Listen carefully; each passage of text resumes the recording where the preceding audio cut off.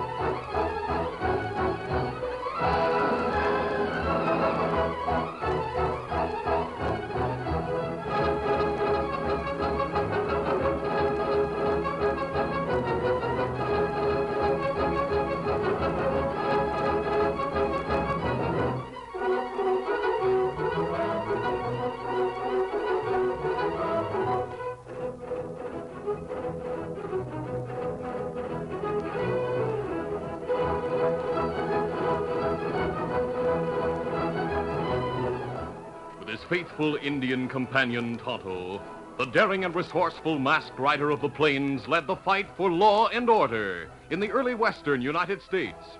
Nowhere in the pages of history can one find a greater champion of justice. Return with us now to those thrilling days of yesteryear. From out of the past come the thundering hoofbeats of the great horse Silver. The Lone Ranger rides again. Come on, Silver. Let's go, big fellow. Hi-yo, Silver! Hi!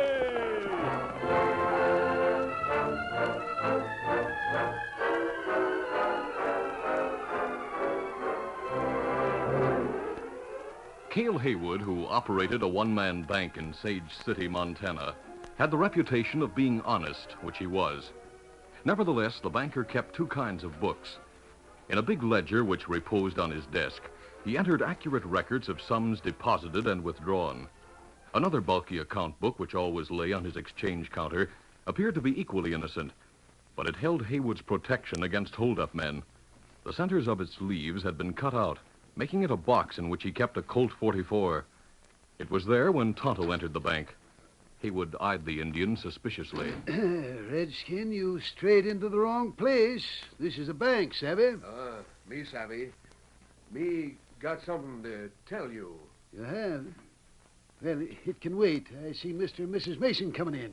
Me wait outside. Well, howdy, Judd. Howdy, Martha. Let the engine out, will you? Sure thing. I haven't seen much of you young folks recently. Martha and I have been working hard on our ranch. Oh? Trying to earn money enough to pay off the mortgage. I think we've made it. Well, good for you. With the interest to now, how much do we owe? Well, $5,600. Martha, that's just what we've saved. We have it all in gold, Cale. Well, I like to deal in gold. Oh, could we have some coin wrappers in a bag to put the money in before we bring it into you? Of course. I have some right here under the counter that I give to customers. Here you are. Oh, thank you, Mr. Haywood. Don't mention it. We'll have the money here on time, Cale. Yep. Come on, Martha. Well, good day, folks. Bye. Goodbye, Mr. Haywood. Say, Injun, come back in. Me coming. Well, we're alone now. What do you want to say? Well, me want to warn you. 2 outlaws plan hold up here. How do you know? Me and friend come from town in Wyoming. We meet Indian boy. Him work in livery stable. Him tell about outlaw. Yes, go on. Outlaws keep horses in stable. Boy sleep in hay. Them not know him there. Him wake up. Hear him talk about robbing you. I see. All right, Injun. Thanks for telling me. Well, me look for sheriff, not find him. So come here. Well, none of the town folks see much of the sheriff these days. It's near election time, and he's doing a lot of campaigning out in the county. And Thanks for coming here. You're welcome. Me go now.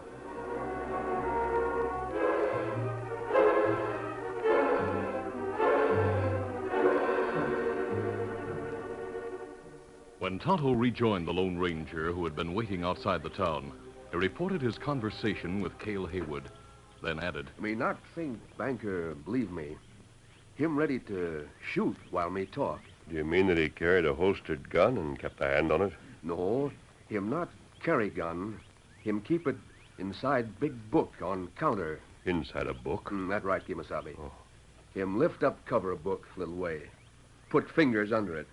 Hand open, thumb back. Same as feller fixed to draw gun from holster. Did you actually see a gun in the book? Him try not let me see it, but way him act make me watch close.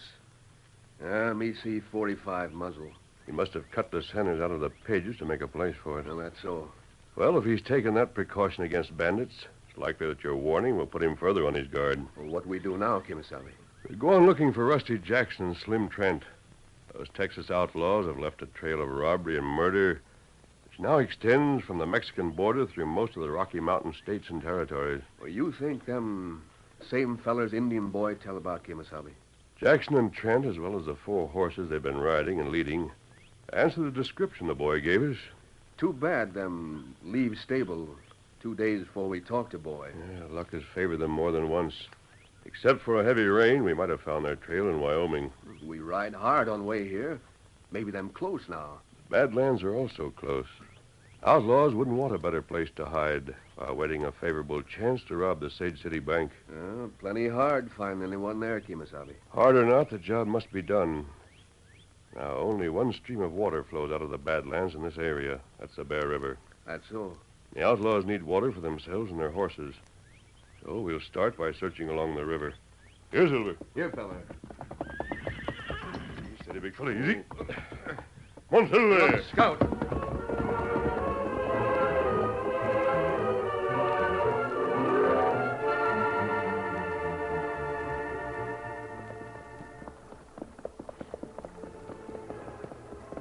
On the following day, the Lone Ranger and Tonto reached the headwaters of the Bear River, which had its source in a series of springs.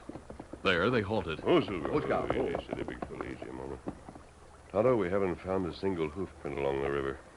Maybe outlaws give us slip again. Quiet, Silver, quiet. Tonto, there are other horses in the thicket over there. Get down. Easy, steady, big fella. now. Drawing their guns, the masked man and Indian crawled through a dense growth of alders. Beyond the screen of stunted trees, they found a huge overhanging rock which provided shelter from the weather. Under it, 2 horses were picketed.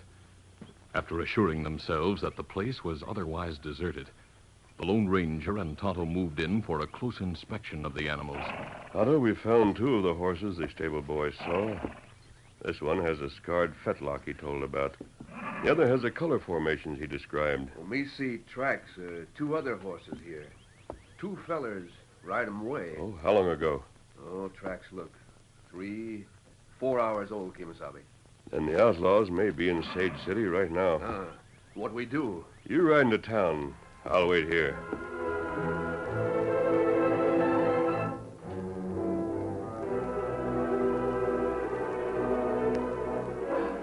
Meanwhile, an election had been in progress in Sage City. Taking advantage of excitement, Rusty Jackson and Slim Trent, the Texas outlaws, had ridden into town without attracting attention. They drew rein in an alley beside the bank, dismounted leisurely and stretched. But for all their show of indolence, their eyes were busy. Rusty was saying, I see the banker through the side window. He's standing at the counter alone. Yeah, then let's take the place. No, not so fast, Slim. He's looking toward the street and would see us before we could get in. We'll wait until he moves away. Yeah, he's moving now. He's going to his desk. Yeah, then here we go. Turn your head away from the street. Slip your neckerchief up over your face and keep your hat pulled down, your head low. Yeah, I'm ready. Let's go. He's still at his desk. I'll go in first. Reach, fella, reach.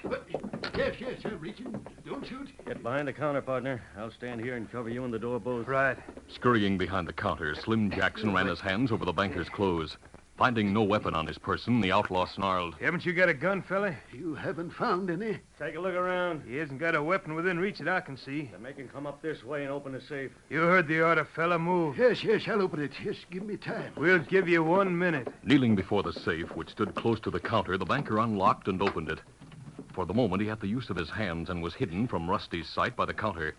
As Slim peered into the safe, Haywood partly straightened himself and attempted to slip the six-gun from its hiding place in the ledger. He had the cover partly open when Rusty saw the movement and caught a glimpse of the gun. The outlaw sprang to the counter. No, you don't. Oh. Is he dead? Right. Why'd you do it? Tried to sneak out a six-gun. I don't see any. It's inside that big book. Now, what's in the safe? An open sack of wrapped gold money. All right, grab it and let's get out of here. That shot will rouse the town. Yeah, I'm bringing it. Great as was the election day hubbub in Sage City, the shot in the bank had been heard by several businessmen. Doc Lewis, the county coroner, looked out of the window of his office on the second floor of a nearby building, saw the masked men, and snatched up a Sharp's rifle, which he had kept handy for just such an occasion. Just as the fleeing outlaws rounded the corner into the alley, the doctor fired. The shot staggered Slim. I'm hit. Here, give me the sack. Here, take it. All right, keep going. I'll cover you. Firing into the window from which the doctor had shot, Rusty followed Slim into the alley. There they found momentary security. Rusty helped his partner into the saddle, shoved the sack of money into one of his own saddlebags, and mounted. At the same moment, the bell on the town hall began to ring.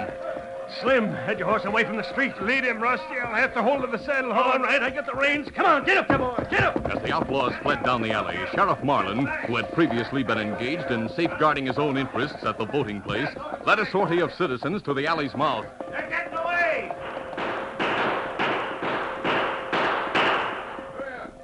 Lead won't stop them that far away. Bill, round up a posse while I see what happened in the bank. Get your horses, fellas.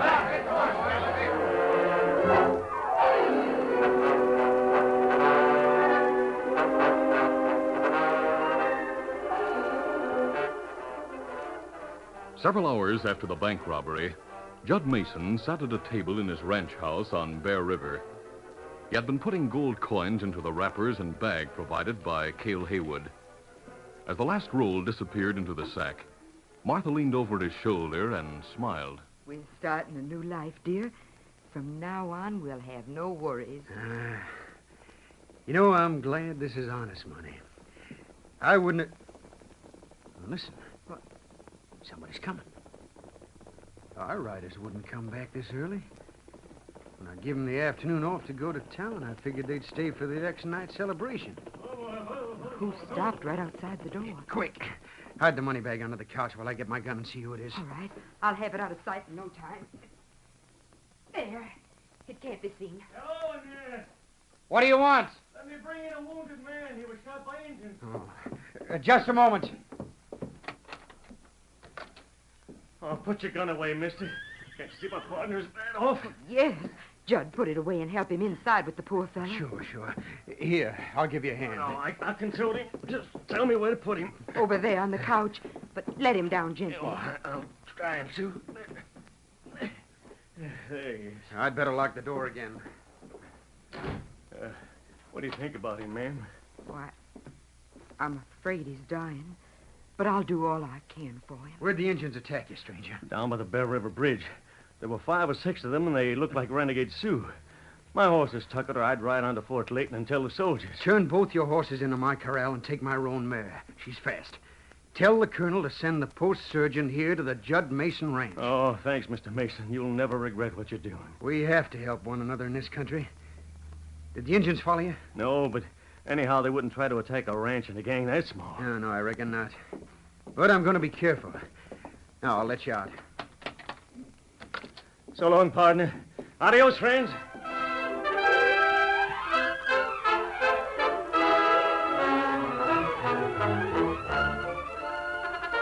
The curtain falls on the first act of our Lone Ranger adventure. Before the next exciting scenes, please permit us to pause for just a few moments.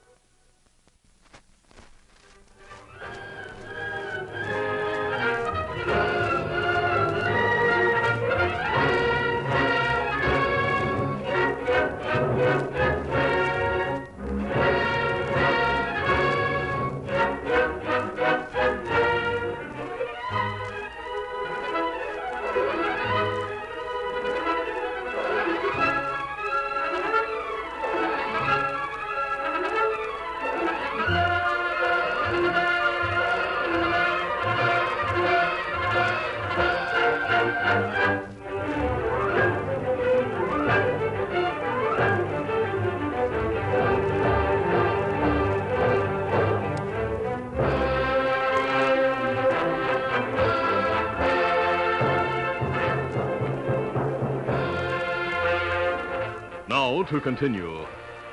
The murderous bank robber, Rusty Jackson, had left his wounded partner at Judd Mason's ranch house.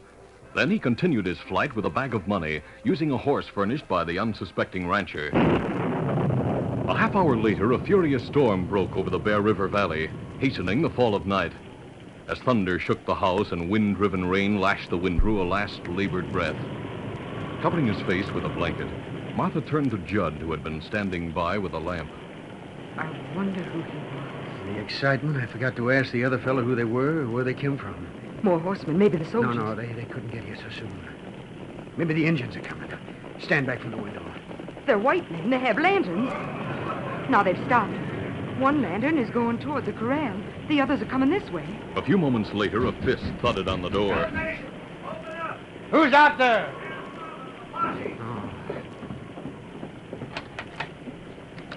Come in, man. With the sheriff in the lead, a half-dozen men hurried in out of the storm, stamping muddy boots on the threshold and shaking water from sodden hats. I reckon you're after those renegade redskins. Redskins? What are you talking about? The soldiers wiped out the last of the renegades out in the Badlands weeks ago. Oh? Oh, I didn't know. I've been sticking close to the ranch. And I don't suppose you heard of the bank robbery. What? Bank robbery? Where? This afternoon, 2 bandits killed Haywood and carried off a sack of gold pieces. Poor Mr. Hayward. Doc Lewis here plugged one of the varmints before they got away. Darn tootin' they did. We were close onto them when the storm broke and washed out their trail. At that time, they were headed straight for this place. I figured maybe you'd seen them. Maybe. Jed, who's that on the couch? A dead man, Doc. He was dying when another fella brought him here. He said they'd been bushwhacked by redskins. I'm uncovering him. There. Well, I'll be cow-kicked. You know him, Doc? I'll swear he's the varmint I plugged at the bank, even if he did have a mask on then. I had no idea he was an owl hoot. Oh, you did? Sheriff, I found the owl hoot horses in Mason's corral. Well, what of it? I was taken in by that story about the Indians and let the other fella have my mare to ride to the fort for help. I didn't find any tracks out there except our own. Well, how could you? He rode away while the ground was hard. Since then, it's been raining pitchforks. Men, search this house. A few minutes later, the posse men who had been searching the house reported that they had found no one hiding in it. I didn't think you would, fellas. There wasn't any other outlaw except Judd Mason himself. Why, you... Look here, Sheriff. I was going through the dead polecat's clothes and happened to look under the couch. This is what I found. A money sack with Cale Haywood's name on it. It's filled with gold pieces with bank wrappers on them. Doc, that money belongs to Martha and me. We saved it to pay off a mortgage that's due tomorrow. Cale Haywood gave us the wrappers and bag. It's the truth. You must believe us. Mason, can you account for your movements this afternoon? Sure, I was right here. Martha will tell you the same. She would. She's your wife. If she's your only witness, you're in a bad fix. Sheriff, you know, I figured right from the start that we'd find some local fella had a hand in the holdup. How so, Doc? 2 strangers wearing masks wouldn't have any reason to shoot Cale. We all know that he never carried a gun or even had one around. That's so. He must have recognized Mason's voice. Was that the reason that you plugged him, you coyote? I've said all I'm going to say. You've already talked yourself into a noose. I'm arresting you for bank robbery and murder. No. I'll have to take you too, Mrs. Mason. You're a material witness. And I may charge you with being an accessory. John, why did this have to happen just when everything looked so bright? No, never mind, honey. Something is bound to happen to clear us. Well, let's get started back, Sheriff. Load your prisoners and the dead man on a buckboard and bring the horses and money. I'll hold an inquest tonight right in Cale Haywood's bank.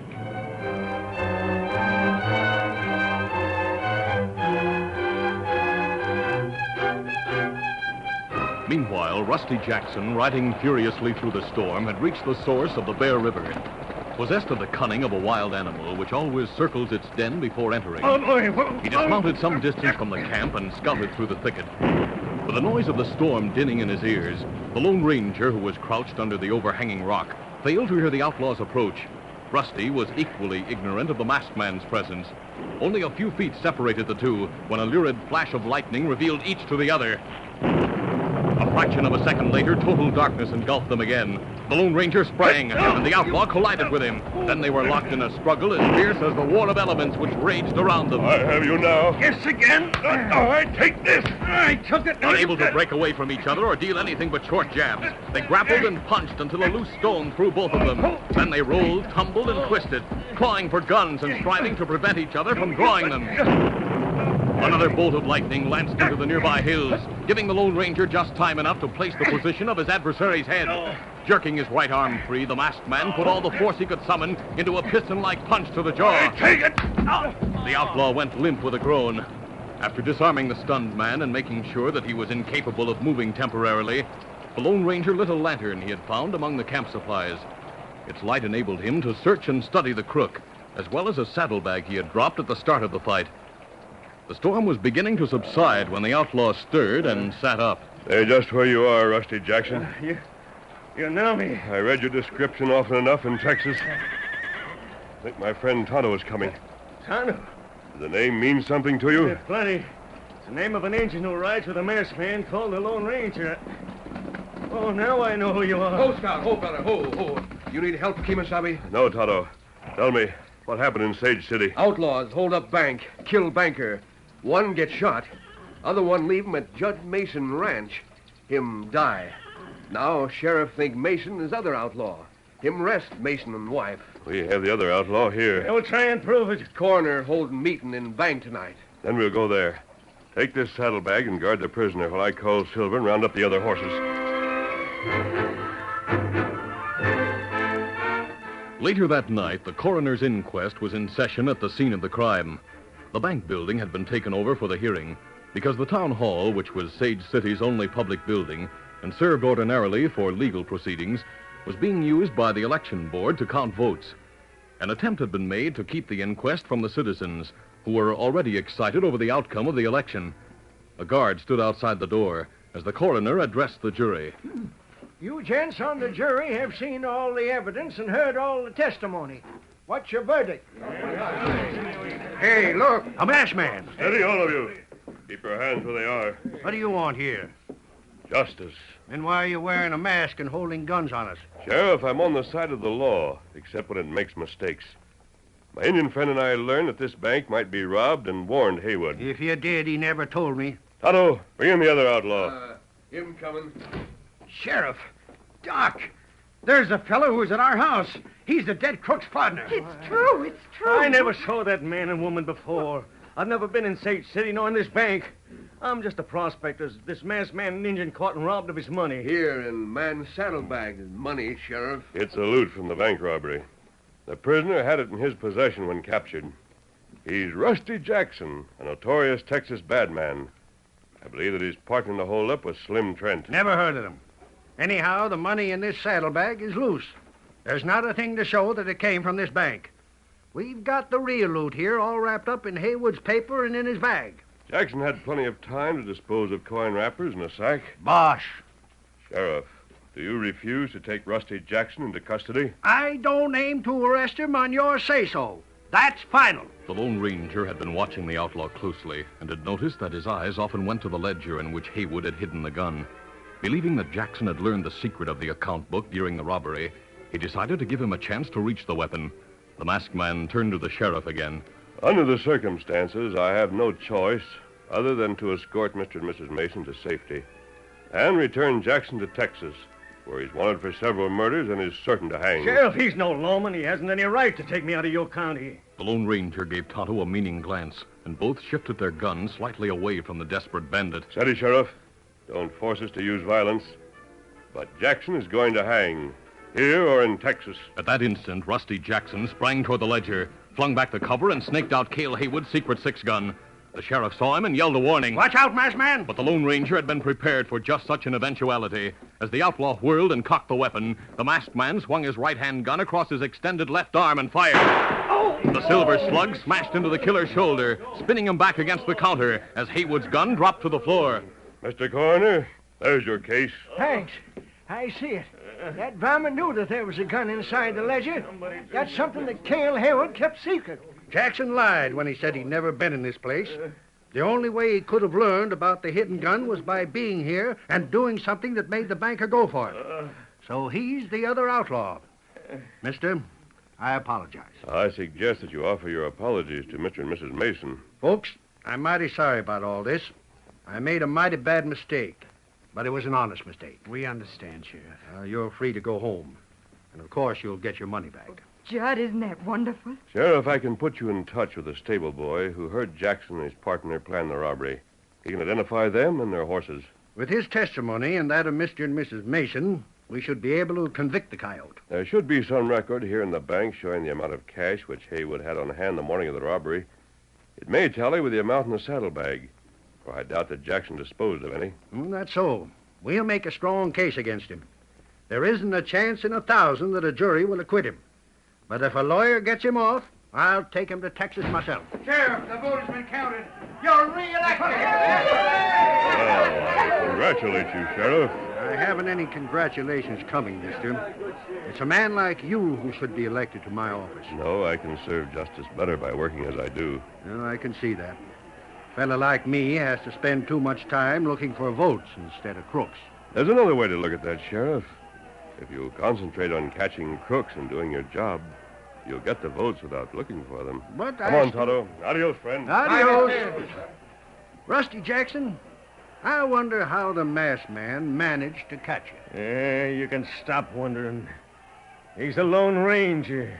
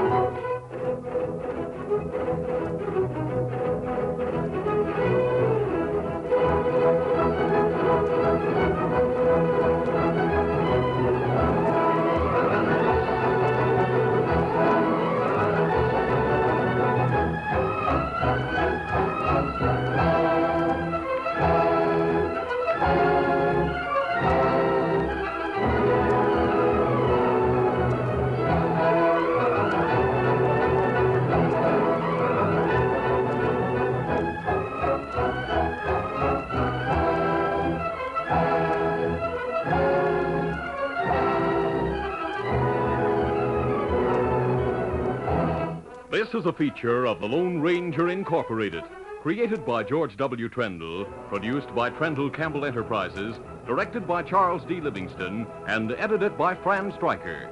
The part of the Lone Ranger is played by Brace Beamer.